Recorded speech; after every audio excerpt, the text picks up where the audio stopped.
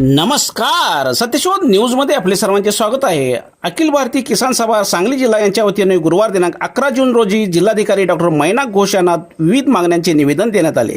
निवेदनात देवस्थान इनाम वर्ग 3च्या जमिनी खालसा कराव्यात, जमिनी कसणाऱ्यांना मालकी हक्क द्यावा, नव्याने स्थापन केलेली समिती बरखास्त करावी आदी मागण्या करण्यात आल्या आहेत.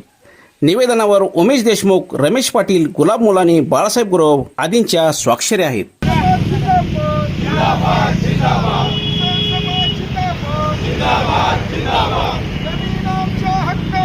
नाही कुणाच्या बापाची, जमीन आमच्या हक्काची, नाही कुणाच्या बापाची, जमीन आमच्या हक्काची, नाही कुणाच्या बापाची, जमीन आमच्या हक्काची, नाही कुणाच्या बापाची, जमीन आमच्या हक्काची, नाही कुणाच्या बापाची. देवस्थान इनाम खर्च झालंच पाहिजे, झालंच पाहिजे, झालंच पाहिजे. देवस्थान इनाम खर्च झालंच पाहिजे, झालंच पाहिजे, झालंच पाहिजे. देवस्थान इनाम खर्च झालंच पाहिजे, झालंच पाहिजे, झालंच पाहिजे. देवस्थान इनाम खर्च झालंच पाहिजे, झालंच पाहिजे, झालंच पाहिजे. जमीन आमच्या हक्काची, नाही कुणाच्या बापाची, जमीन आमच्या हक्काची, नाही कुणाच्या बापाची, जमीन आमच्या हक्काची, नाही कुणाच्या बापाची, जमीन आमच्या हक्काची, नाही कुणाच्या बापाची.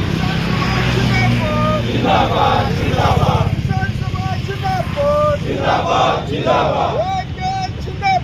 जिंदाबाद, जिंदाबाद. किसान समाज जिंदाबाद, जिंदाबाद, जिंदाबाद. 5 मेला एक ज्या मसुदा महाराष्ट्र सरकारच्या संकेतस्थळावर टाकला आणि त्या मसुद्यावर या महाराष्ट्रातल्या हजारो शेतकऱ्यांनी हरकती घेतल्या.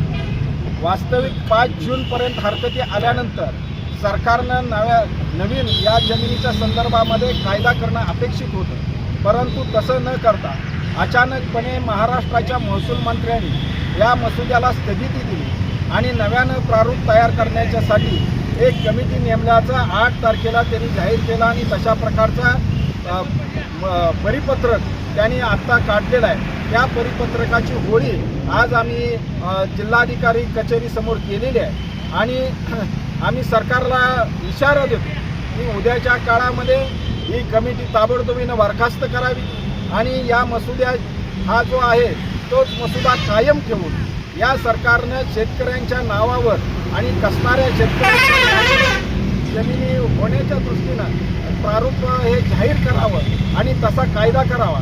तो जर केला नाही तर उद्या आम्ही लगेच या महाराष्ट्राचे कृषी मंत्री दत्ता भरणे मामा यांना भेटणार आहोत. त्यांच्याशी चर्चा करून महसूल मंत्र्यांना जर या संबंधीचा निर्णय घेतला नाही तर या राज्याचे कृषी मंत्री भरणे मामांच्या दारामध्ये आम्ही आंदोलन करणार आहोत. हा इशारा आज आम्ही यावेळी देत आहोत.